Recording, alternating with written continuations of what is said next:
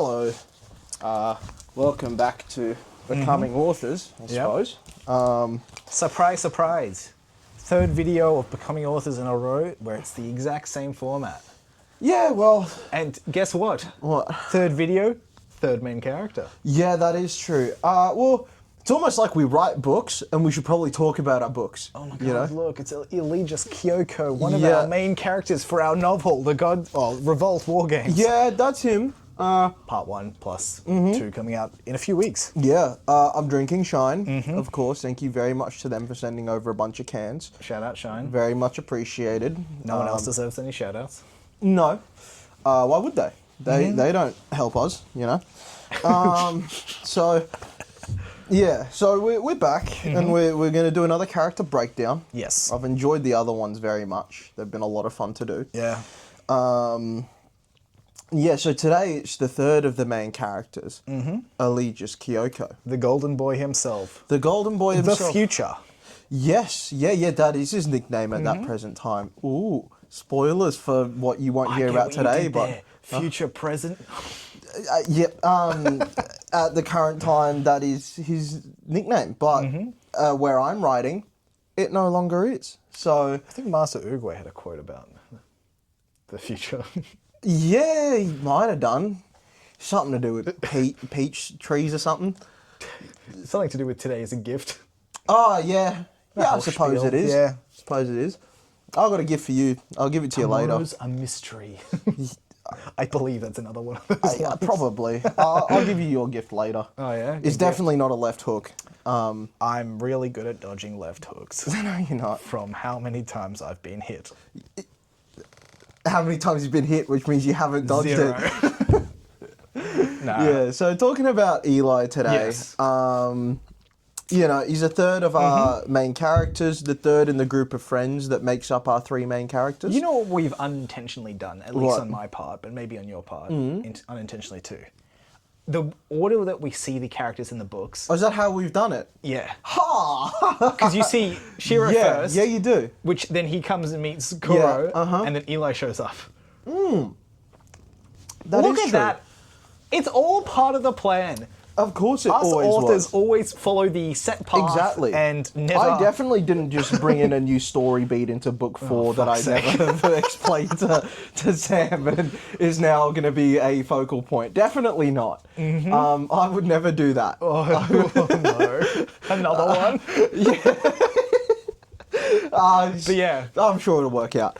Eli, the third character, main character we see in the books. Yes, so Eli is the quintessential Golden Boy. Yes. He is, it doesn't come much more prodigious nor more, anointed than Eligius. I think, I don't remember this because it was a long time ago, but I'm pretty sure his name has some sort of Latin reference to chosen or anointed or something like that. Yeah. I'm pretty sure. Is that Kiyoko or is that... No, both? Eligius. Okay.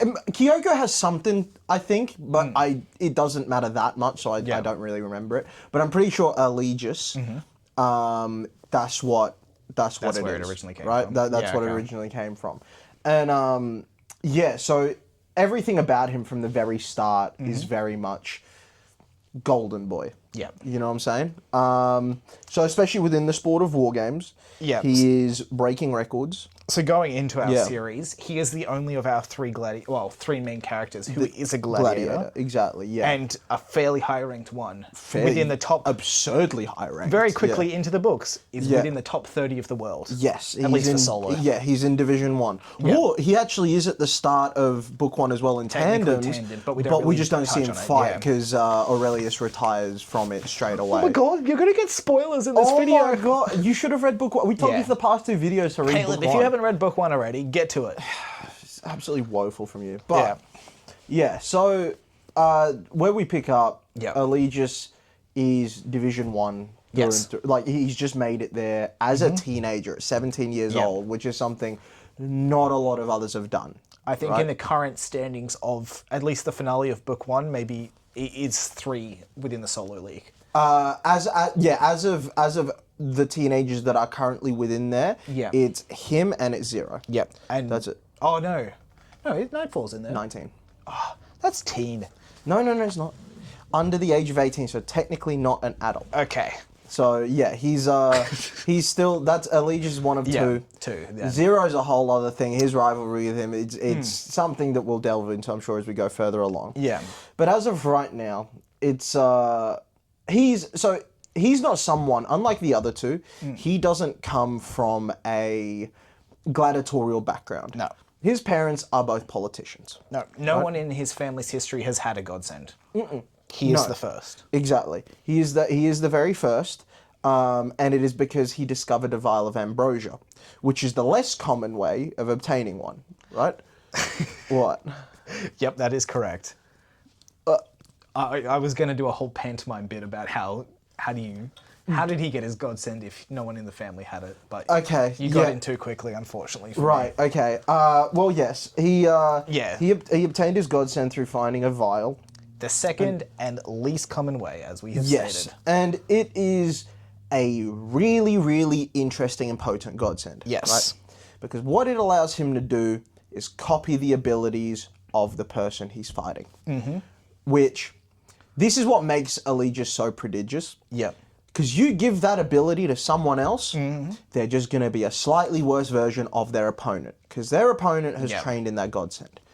But Eli is that good, he's naturally that good, that he is able to take that, adapt, and become better than his opponent. In one way or another. Yes. Right? It's his innate talent that just allows him to surpass those who've been training with their godsends within a very short amount of time. And that doesn't mean that he uses it with more firepower than his opponent. He doesn't get a boost. It's not like he can do what they can do, but better. It's a relatively even amount of power. He can do it the same. He is just... So with Eli, he's probably the dumbest of the three. In terms of, he's not stupid. He is not book smart. Academic. He's just a kind of average intelligence guy. He's not like, struggling to form sentences or anything. But he is... and it's also for a lack of trying, I think. Yes, definitely is through a lack of trying. But if you talk about his tactical, his sporting brain, elite. Yes. Very, very much elite. And that is why he's able to copy so well. He is fine-tuned into that fighting brain. Exactly. He can lock in and he just, can adapt with his godsend as well to almost any situation. It's second nature. It's his fight IQ. Yeah. People have either got it or they don't. It's it's one of those things, and that is what makes Eligius a prodigy, not his ability. Because his ability, I think, if you give it to a number of other gladiators, they would be very middling, if not worse than, because all of a sudden you've been given this new ability, and what you have to on the fly adapt to use it as well as a person who's been training their whole life to use it. Yeah. It's that's what makes him so good. So it's not. It's not like he's been given an overpowered ability like a lot of other Golden Boy / Chosen One type characters would. You see in a lot of other media, to go into one of your favourite fandoms, My Hero, there's someone who has the ability to copy in there, and they are, within the teenagers, one of the, I guess, lower ranked. Yeah, I just want to put this out for the record. It is my least favourite fandom, but it's a good series. He's really deep into the fandom, he just won't admit it. Do not check out any of our other clips that say that he hates it. I'm going to post another one soon. Repost one of the ones you've already done. No, because I've got one in the chamber. I've got one in the chamber still. And it's my biggest rant one yet. It's combining the two, putting this bit at the start and then the rant. That'd require editing. Well, back to back, just post them after each other. Good idea. But yeah. What's someone else? Like, you've got, I guess, Rogue as well in the X-Men. She sort of has a similar... Yeah. Like, she is powerful at that, but not as powerful as a lot of the other X-Men, I think. Yeah, I think... And so, going back to it, I mean, we'll get into Eligius a little more first. Yes. Now... Well, how about we start with his origins with you creating him? In creating him, his design sort of... Look, he's this tall, good-looking, blonde, blue-eyed sort of... So he's half Japanese and half of another race, Kazi, right? That's what he is. Yep. He's that's a fictional race that we've got within our series. It comes into things later on. It's actually, you'll see it within the Revolt. Check out our map on our website. Exactly. You'll see that. Which Kazarid is where a part Madagascar used to be. Yes, exactly. So check it out if you want to see and a few other surrounding areas as well. All the borders are way off, but it's basically off the coast of Africa. Anyway, so... Check our description for the link to the Atlas, which Tok will put in there. No, I won't. And if it's not, flame him in the comments. Yeah, you can do that. I can take it. I'll just inflict all the pain I receive back on the sand. I'm really good at dodging. So he's half of this. So this fictional race, they are the ones at the target or at the mercy of the revolt currently. Revolt are going country to country, and they are sort of, taking ill will with them in the same way you'll see through countless real life things where, the British went after these people, or these people went after the gypsies, or these people went after, they see them as an issue. Yeah. Right? And in turn, they are currently being persecuted by this group, but that hasn't come to Japan yet, right? Like that hasn't come to, and the reasons of which we'll get into a lot later on in the series, because there's a lot of other documentation that goes into it. A lot of the revolt have their reasons for doing this, and not all of it is clear right now. Yeah. But Eligius, at the end of the day, he's half Japanese, he's half Kardzi, but he's Japanese, right? Yeah. Like that's who he represents. Like his little flag next to, his little flag next to his name when he's competing is Japanese, right? I feel like Kiyoko is a pretty good exactly. indicator of that as well. Exactly. And both of his parents are politicians within Japan. Yeah. Right? So in being raised by politicians, his parents weren't around a lot, often quite busy, and that left him alone to his gargantuan estate that he grew up on, surrounded Big by mansion butlers. vibes, yep. Yes, surrounded by, it's a sort of Greek revivalist style mansion that he lives in that was constructed by his parents in the Kanagawan countryside. Yep. And he grew up around butlers, that sort of a thing. To vaguely quote from our book, he could just walk through the doors and they would be closed behind him and sort of things like that. Exactly. It didn't make him pompous nor stuck up, though. No. I didn't want to go down that route because, again, he's not an antagonist. I want people to feel different ways about him. There are certain points where I want people to hate him or to not like him or whatever. That's fine. But he's at least outwardly quite down to earth and quite, like you've seen him in his interactions with children that are fans. He's always going to stop. He's always going to take pictures with them. He's always going to, give them advice. He's always at an early age, he's taken the responsibility on his shoulders to become an elite athlete and act accordingly. That is very much the training of his mentor and the best gladiator in the world, arguably of all time, Aurelius Riddle.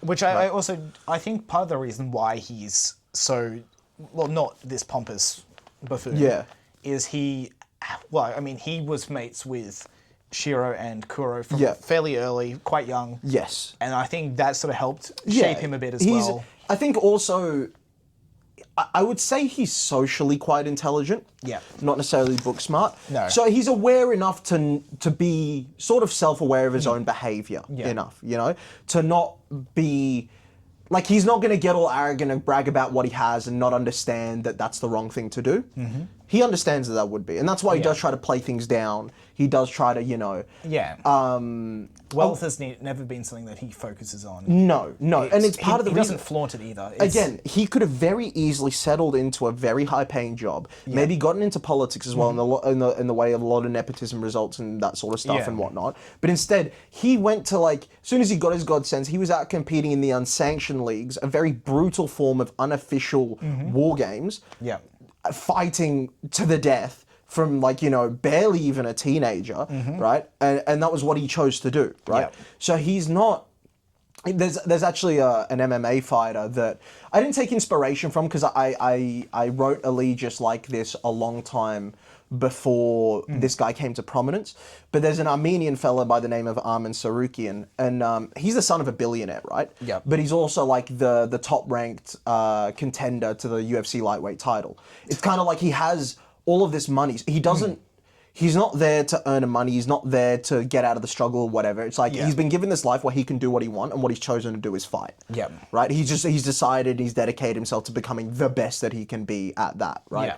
So that's kind of what Eligius is. He's very driven. Yes. So in his character design, I kind of wanted to make him that sort of quintessential, good-looking, sort of, athletic, poster boy type vibe, right? Yeah. He's tall, he's in great shape, he presents himself very well, He's the perfect guy you can put on a poster and go, this is the front of our sport, right? And that's how he's been positioned. To also lean heavily into the golden boy, he has blonde hair. He does. It's He very does. explicit. That little black streak is something that we're not going to get too into, but you'll see in book 1. Go ahead and read book 1. You'll understand a little bit about it.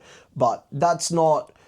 We'll maybe get into that in a little bit. Yeah. But that was essentially the reason behind it. Is that the way he dresses is sort of that classy, casual sort of way. Like, a little bit of vintage, this and that. Likes to wear a suit from time to time. Like, he can really dress it up, but most of the time, if he's dressing casual, it'll be pretty well-to-do clothing. Like, it might be a neat polo shirt and some slacks, you know? It might be... It's not going to be, like... shorts and a t-shirt and jogging bottoms and like sneakers sort of thing. Like it's going to be a little more reserved than that, you know? How did you describe me? It's going to be a little more reserved than that, you know? I mean, that's just a outfit I've taken directly from my own wardrobe. But like most of these are. But yeah, that's kind of the origins of Eligius's appearance, I suppose, and his name sort of chosen one. Now, getting into war games, he developed this power, started, you know, with his parents not around, he got into war games, right? Well, with his parents not around, he had a lot of time to be curious and adventurous, which is what led him to finding the violin, which gave him his powers originally. Which then, with these newfound powers and I guess just the curiosity in general, he went to these unsanctioned fights. Yes, exactly. It was always... So, Shiro's the one that's always... idolized war games. Before Eli got the powers, he was just kind of a casual fan, right? Like he knew who the big fighters were. He'd go and watch a few events. He thought it was cool. It's the biggest thing in the world. Of course, it's somewhat of an interest. Exactly, and he thought it was cool. He'd go watch stuff. He had a few favorite fighters, that sort of a thing. Shiro was like the stats guy. Oh, this is that guy and this is that guy. They fought last time they did this and whatever, right? But it's ever since Eli got his godsend of that, like completely changed, right? He is driven as anything. Now, whereas it's Shiro's goal to become the greatest Red Dragon of Ace of all time, Eli's is purely to become the greatest gladiator who ever lived. And he sees that as his destiny. Now, getting back into the topic of destiny, we went over the other two, all right? Now, with Shiro, he wants to be guided towards his destiny. He thinks that God has a plan for him and he'll reach it, and all he can do is provide the effort required to take him there. With Kuro, he's trying to fight against it, right? He's trying to, you know, see what has been written for him and fight his way in the opposite direction and give himself something more. Fight for a new one, Exactly. With Eli, he's trying to shove everyone out of his way so he can reach what he sees as his destiny. It's not a preordained... He's not like, I wonder what it holds for me, like Shiro does. He's just very much, no, that's what it is. And anyone who gets in my way is getting stepped on to get there. This is the destiny I've decided for myself, more or less, and I will... World be damned if they get in my way. Exactly. And he's very driven like that. Now, so as he was on the unsanctioned leagues, he was fighting like a lot of people do before they reach, you know, the age of 14 where they can compete within war games. The illegal unsanctioned leagues, as we've talked about before. They're illegal, but not really policed, as they kind of take place in the purgery a lot, or, you know, these sort of underground places where they're known about, but just hush-hush, not talked about. And if the police want to make if the police want to make an example, they could probably run and close one down. But it's one of those things where it's illegal, but it's not, sort of thing. And you know? I don't know if we said this before. Well, with them, there is... It's not... You're not meant to. But there's definitely scouting that gets done for the major factions. Well, that's where... Such as what happened in the case of the Golden Boy. Exactly. Aurelius Riddle himself, the greatest gladiator in the world, arguably of all time, got wind of Eligius. Right? And this is while Aurelius was still quite young. He was an established ace. He was still leading Tower of Babel, but he was only like... How old would he have been? Eli's, 17 at the start of this. Take it back, like, let's say, 3 years. So Aurelius would have been about 24. Maybe younger, Yeah, so like approaching his prime. Right? Like still not even, but was already the best in the world. Right?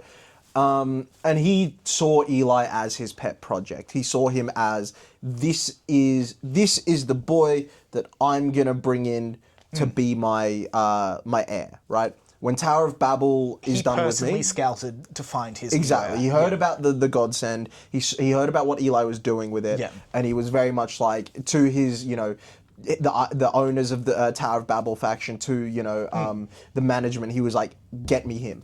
With some direction, this guy will be the new me." And the thing is with Eli is on those unsanctioned leagues, he showed a bit of a wilder side to him, which he does have within him. That sort of rabid doggedness to win, to fight, to doing whatever it takes to close out a match. To be a bit flashier, to be a bit like abrasive where he needs to be a bit more of a wild child type thing, right? Yeah. But that is something that Aurelius has worked damn hard to get rid of him. That's something the way Tower of Babel presents. They are very much a clean cut. They are the ultimate role models. The perfect role models for the world. Aurelius himself sees it in such a way where he's been put at the top of the world in something, and he knows that the eyes of the world are upon him, and especially the eyes of the next generation, and he wants to lead a good example for them. He wants to present himself like a gentleman, like a champion, like all these things. He's not going to get caught up in trash talk and mind games and this, that, and the other. He's purely going to let his work do the talking for him, and that's something that he tries to drill into Eligius, right? Yeah. And it's led to, funnily enough, a lot of the crowd not being entirely on his side. They're very split on Eligius. On Eligius' side, not Aurelius. Yes, exactly. They're very split on Eligius. It sells for Aurelius. Yes. It hasn't quite sold for Eli. No, because they see Eli as this isn't the real him. No. They're not sold on this golden boy clean cut persona. Yeah. They think it's quite forced, and they think it's just him copying off Aurelius and trying to take from what Aurelius created. Yeah. Even though it was under the instruction of Aurelius. And that means that Eli's favourable, but there are portions of the fan base that don't get on with him. They don't like him, right? Yeah. They don't, and especially the more adult fan base, right? The younger kids love him, because they don't see that, right? They've only seen him exactly. They don't see the carefully rehearsed public relations answers that he gives at interviews, saying the things that aren't going to get him in trouble, that aren't going to, push any buttons, right? Saying what he's supposed to say and all that. They don't see that, right? They just see like, oh, here's this young guy that's like, taking it to the adults and all that. So that's why the kids love him. But, so he's got this clean-cut image. He's very well put together. He's got the whole world at his feet, really, right? He very much has the whole world at his feet. War Games themselves as a company, right? Because War Games is a sport, but also War Games is the company that, organizes the fights and runs everything to do with the sport, right? Tied in with the law and such like that. Exactly. So they're the ones that, are technically the employers of the factions and of this and of that, right? So they have presented Eli as the forefront of the next generation. Now, Zero, getting into that, another gladiator, someone who's higher ranked than Eligius is, and is also similar age.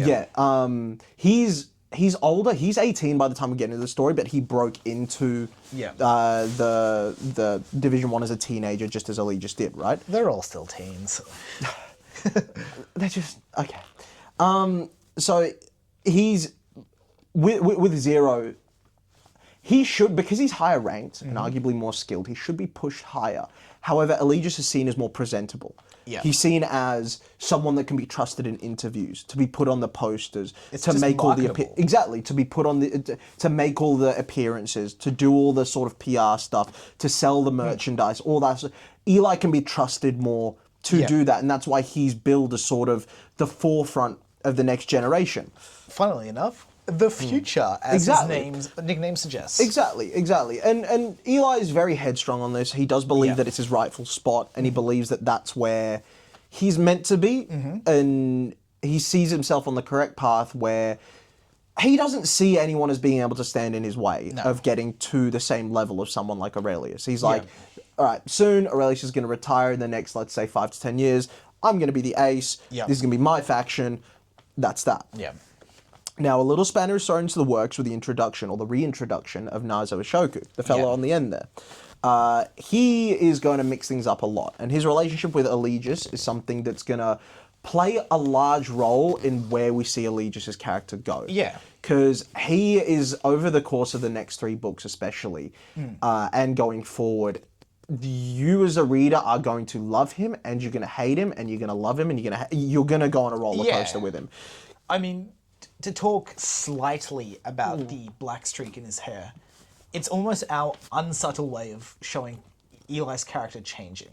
Yeah, thematically, yes. Yeah. Now, in regards to the actual story itself, Yeah. it's a source of power. He's granted this source of power within a fight, right? In the fight with Hunter Cassidy. Sorry, in the fight with Ryo Kobashi. And as a result, like, you know, he's on the verge of maybe defeat, maybe, you know, it's the end of the fight. He's given this boost of power, he wins. Yep. Now, that throws his entire worldview into a loop. Yep. Because all of a sudden he's been given this win, but was it of his own merit?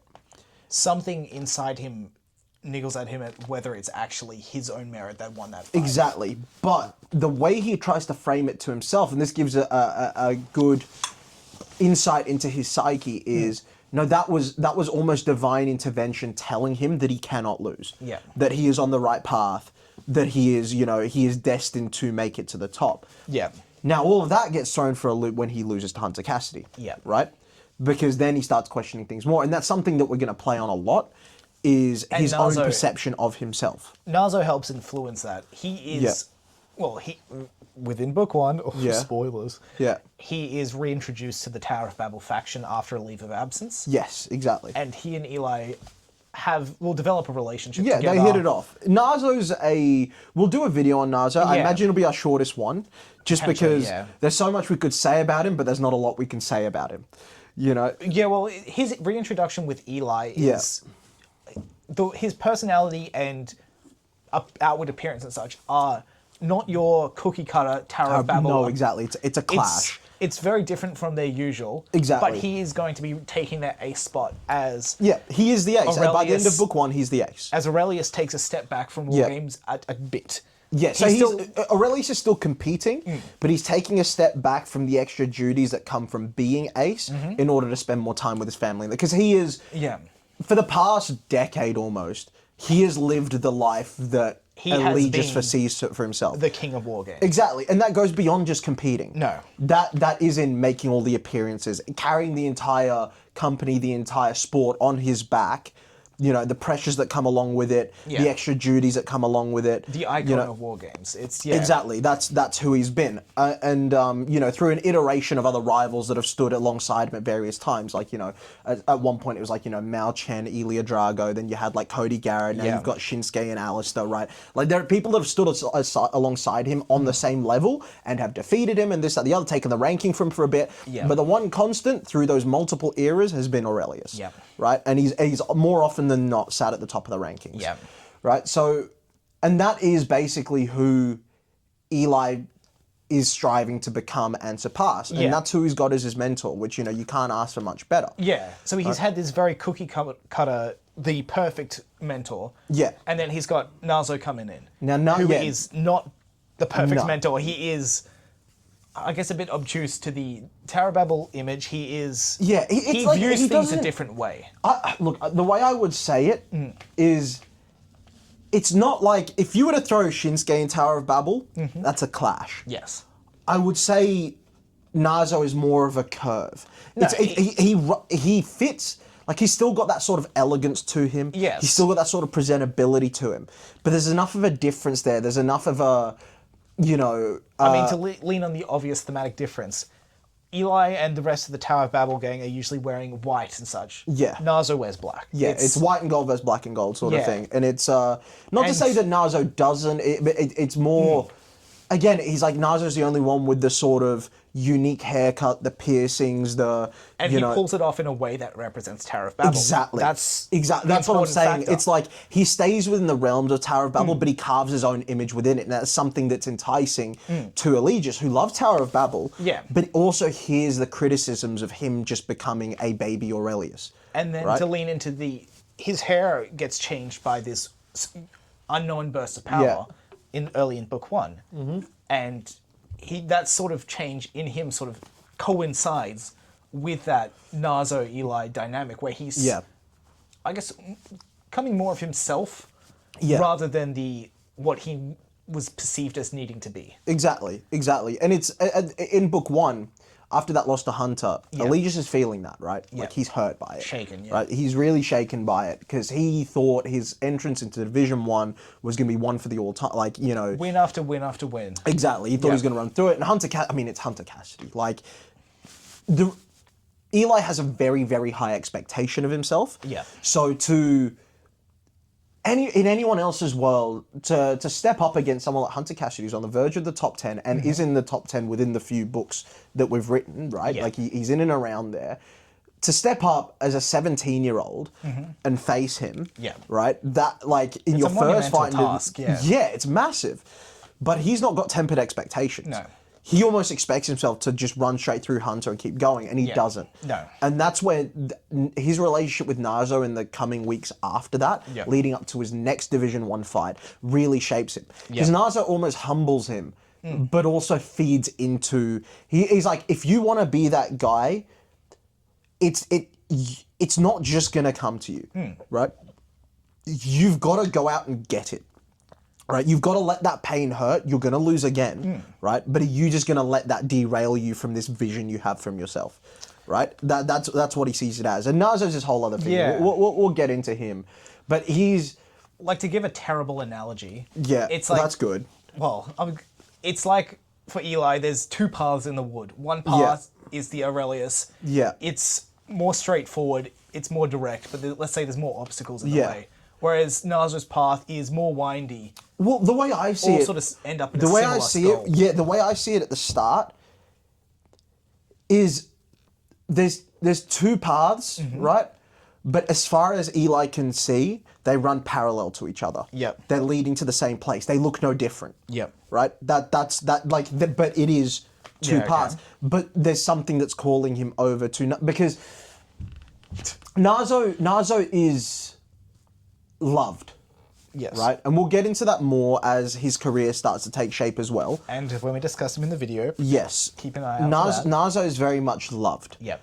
In his sort of bizarre, but he's got this bizarre aura to him. This sort of uniqueness, this elegance, this sort of, like, he's got this sort of dance-like quality to him. Yeah. That is almost hypnotic, right? And it draws people towards him, including Eligius. It's a very different presence that's sort of been injected back into the faction. Yeah. And is now officially taken the lead, right? And Nazo's, he's about 6 years older than Eli, right? Yeah. And it's not a huge difference, right? It's not a massive, massive difference. It's not like 10 years or so, like with Aurelius, right? So it's someone that Eli can look to in the same way that you look to an older brother or a cousin, and you're sort of an enamored, even though when you're older you might see them in a different light, while you're younger you're sort of enamored by what they are because it's something new, it's something different. Yeah. Right? And Nazo doesn't behave in such a way that Aurelius doesn't like. Aurelius likes Nazo a lot. Absolutely. A lot. Yeah. But it's the difference that Nazo brings that is what is drawing Eli towards it, but he is taking it in a very different way. And I think with Eli, he wants to, he hears the fans, right? He hears the people that are booing it, and it does get to him. Yeah. He doesn't want to be he doesn't want to be hated, right? He's willing to take that, right? And you see it in future books, book 2, book 3. He takes that, and he does have a flippant attitude towards it. But really, that's not what he wants to be. One of Eli's antagonists in book 1, spoilers again, is a reporter who constantly almost goes out of her way to, not ridicule, but like to put down his hard work or his efforts and such. Yeah, it's more, it's to portray him in a negative light.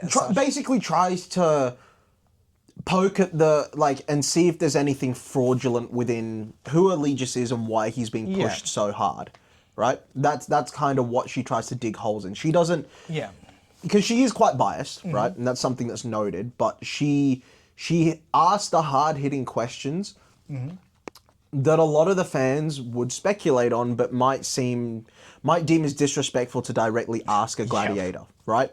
Because they are, but People want to know, Yeah. right? So that's kind of a testament to who she is. And yes, she's quite abrasive and people don't like her, but there's a reason she's like the top reporter within War Games, right? So yeah, that's something that Eli struggles with. A lot of his character arc, a lot of his progression is him coming to terms with his goal of being the greatest of all time. Yep. That's what he wants to be. That's all he sees for himself. He is quite happy to push anyone and everyone out of the way so long as he gets there. And now you can see this a little bit in book one, just the little looks and such as Toshiro starts to develop his godsend. Yeah. You know,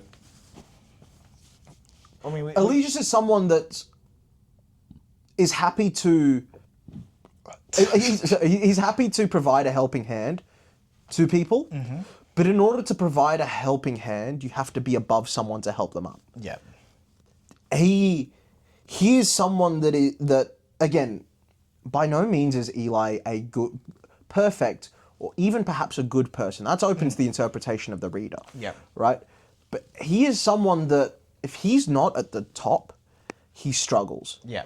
And he can get quite catty about it. He can get quite agitated and like perturbed at the idea of someone being above him that he doesn't think is supposed to be.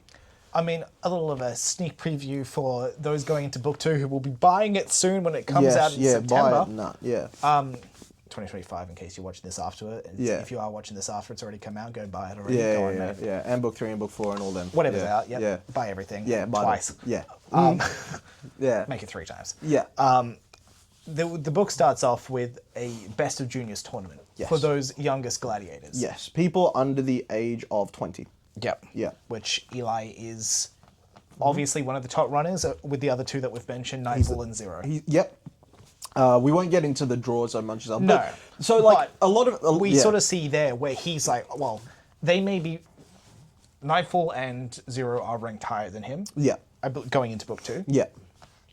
So he goes in with, he knows there are some tough contenders here. Yeah. But he also sees the other half of the draw who are lower divisions. Not everyone's Yeah, a Div 1 yeah. in this fight. And he's Yeah. like, this is, I am the king here. Yeah. I will stand victorious over any Yeah. of them. It's just... Well, that's also a particularly interesting arc to write, was the Best of the Juniors tournament, because it was the first time that he wasn't considered technically an underdog. No. He wasn't 10 years younger than his opponent. Yeah. You know, he wasn't...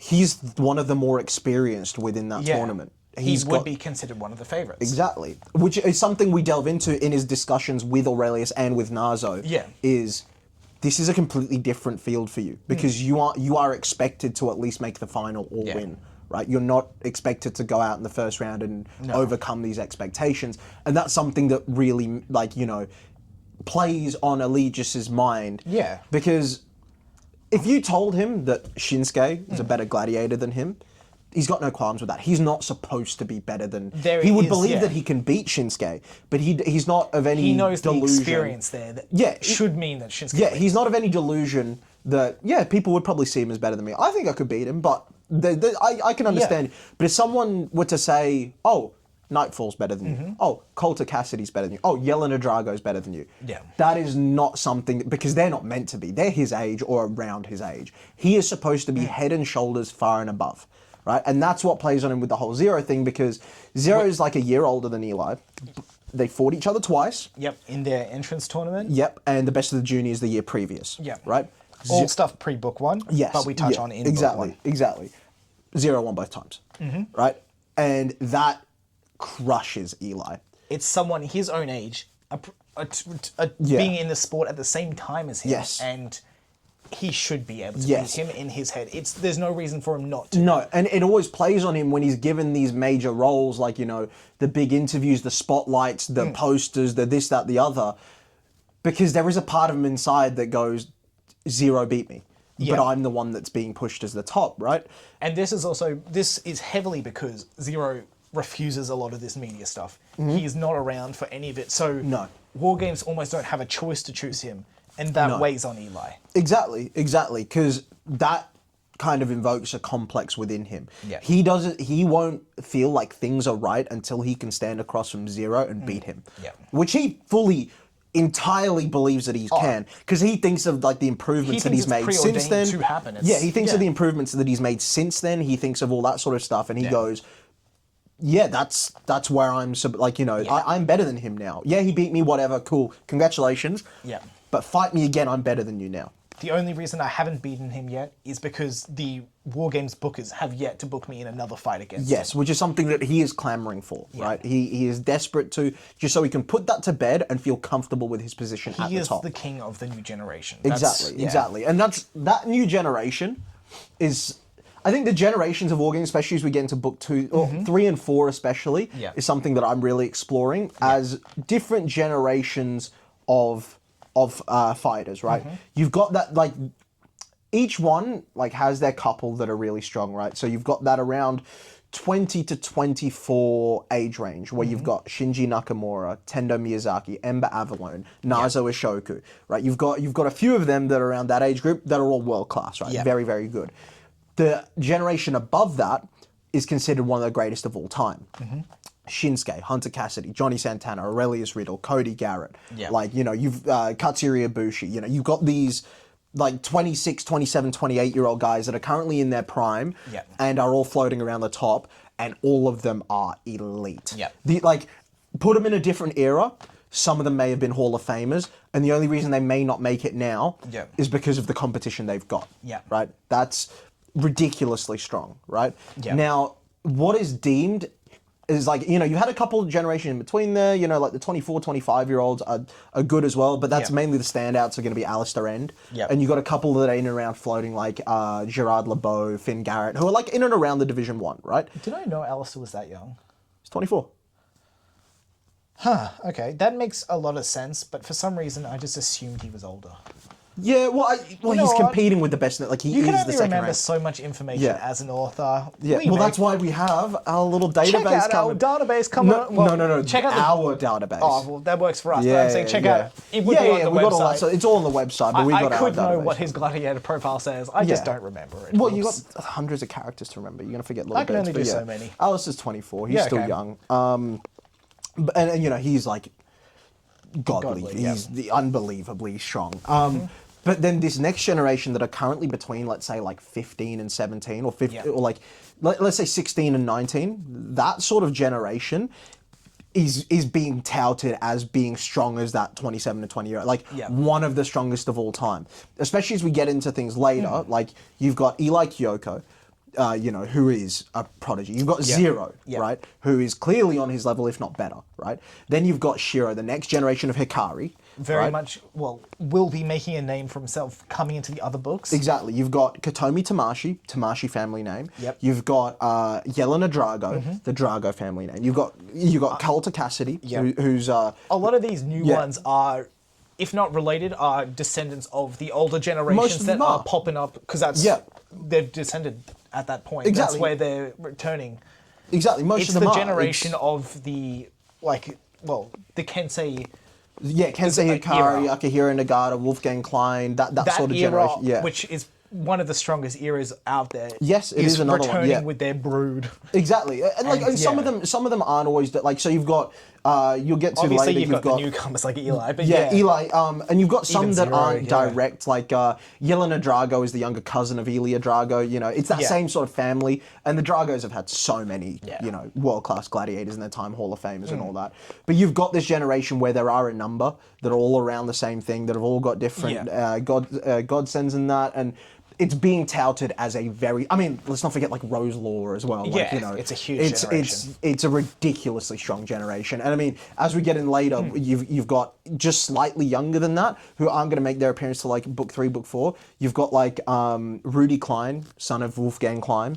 You've got Akio Ikeda, son of Keizo Ikeda. Like, there is a lot of them. There's some... That it's being touted strong as talents like... coming, which means good feeding for you reading it. And who's at the top? Eli Kiyoko, right?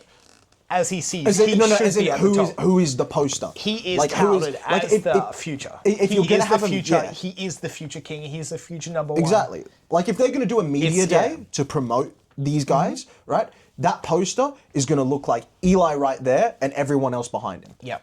Like he's going to be the one, Regardless the of front whether it pose, should like, be Zero or anyone exactly. else. He's always going to be one that is right at the front there. Yeah. Because he can carry himself well. He can do well in an interview. He can present himself well. He looks great with like a title belt around his waist. He is, he's that guy, right? But he's still got that complex in his head over Zero. Yeah. And as the rest of them improve as well, because just because you're the king at 17 doesn't mean you're always going to be the king, right? As these other gladiators develop, get better, also reach a Division 1 level, some of them, because here's the thing, again, me learning from playing tennis, people develop at different times.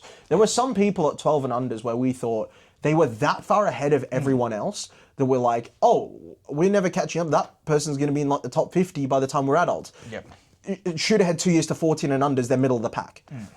It happens. People develop at different times, right? Yep. So all these others are going to develop at different levels, and it's whether Eli can keep his nose ahead of the rest.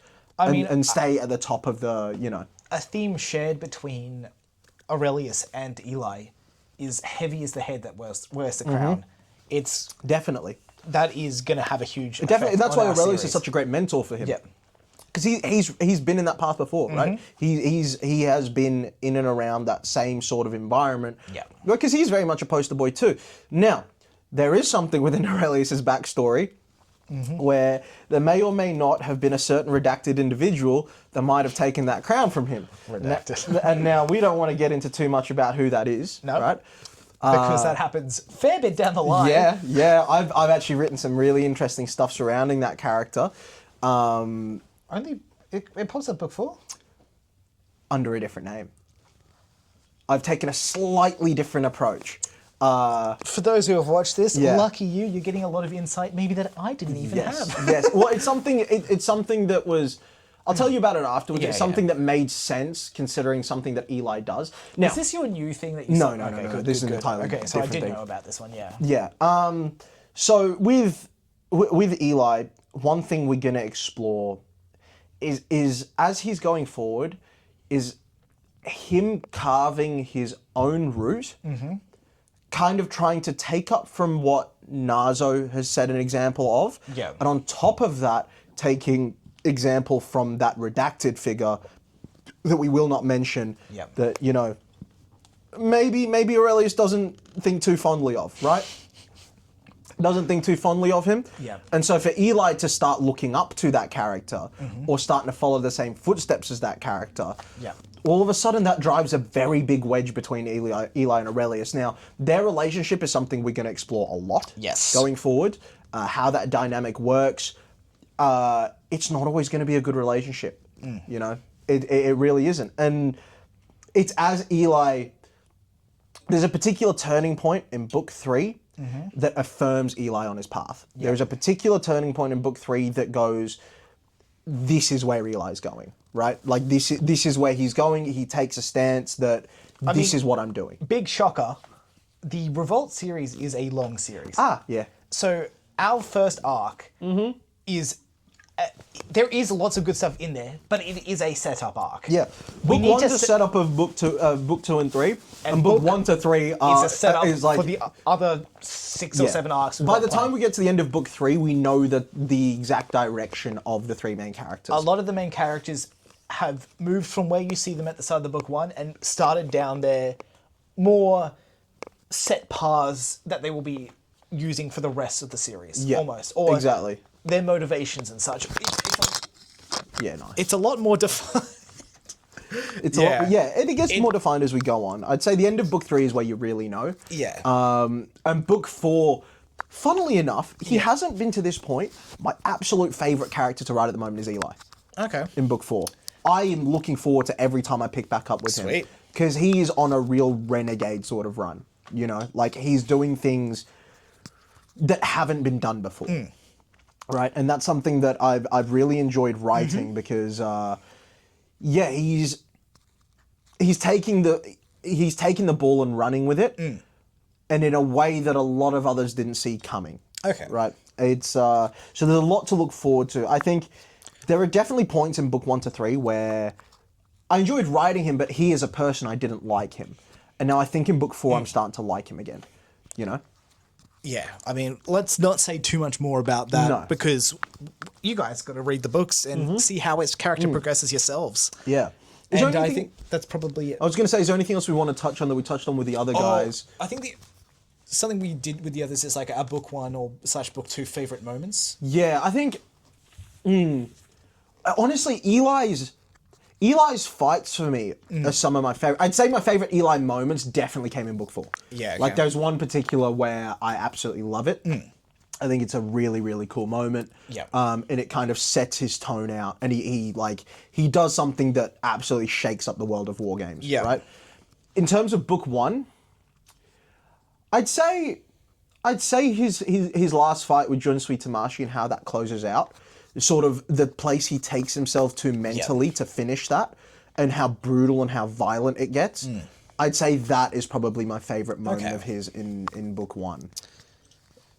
This might be a strange pick. Yeah. But I think that just the stuff I've just edited In book 2? in book 2, Yeah. which isn't necessarily a highlight for Eli, Yeah. but I think is an insanely cool moment with him. Yeah. I think that one stands out to me. I think your Little hint. gel sack. Oh, yep. I mean, that's one way of saying the hint, but yeah, sure. That's yeah. I think the never gonna guess way of saying the hint. That's why I wanted to say it like that. Yeah, I get it. Yeah, it's an interesting one. It's not it's an Eli moment for sure, Yeah. and it helps shape Eli going forward. Yeah. But maybe not a high moment for Eli. No. If we were going, yeah, I think also another maybe low point for him, but a character defining point. I would also say after the fight with Hunter Cassidy. Yes. The conversation he has with Nazo. I think that's also a really cool moment. I mean, to specifically say book 1, where we give Yeah. spoilers for. Yeah. I really like the scene of him at his parents' house with an uninvited guest. It's a fun one. Yeah. It's a fun one. It shows a bit of his personality. It's not a War Games fight, and No. it's a cool moment. Yeah, it is a very cool moment. But yeah, Eli's taken a turn from out of the 3 main, I would say book 1, my favorite to write was Shiro. Yep. Book 2, it was probably, let me think, what happened in book 2? That was I think it's Best of probably the still Juniors, Shiro. and that was Entrance Tournament. I mean, overall, I would say Shinsuke. Overall. I was thinking our main 3, but No, yes, no, I know. No, but what I'm saying is definitely like, Shinsuke. no, like is, as in, out of the main 3, I'm not really sure. None of them really stand out in Yeah. book 2, but he like stands out in terms of how much I enjoyed writing him. Yeah. Book 3, Kuro, Yep. definitely. Actually, it's between these 2. Yeah. It's between Shiro and Kuro. There's a lot of good stuff. Yeah, book 4, Eli, without doubt. Without doubt, he's. I'll tell you about the sort of stuff, but he is. Yeah. He's having a lot of fun in book 4. He's really opened up, and we're starting to see, I want to say, the real him. You know? So, yeah, a lot to look forward to. But, Yeah. that was our little breakdown on Eli Kiyoko. That's our first 3 main characters, right? I'd say next, we won't go into another character next. I think even if we do another sit-down... I was going to say, just for... I know you're already going to flame talk in the comments Yeah, because please he's do. not going to link the thing, Shut up. and keep messaging him until he does. Yep. Leave us a comment of the remaining characters here. Yeah. Nazo, how did I fuck that up? Kenny. I almost said Kensei. Kenny, Josh, Shinsuke. And Shinsuke. Yeah. Which of those 4, if you want to say the full list, I don't...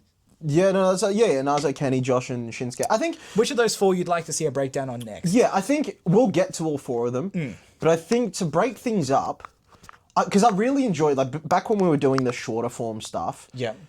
we did, like, minute-long breakdowns.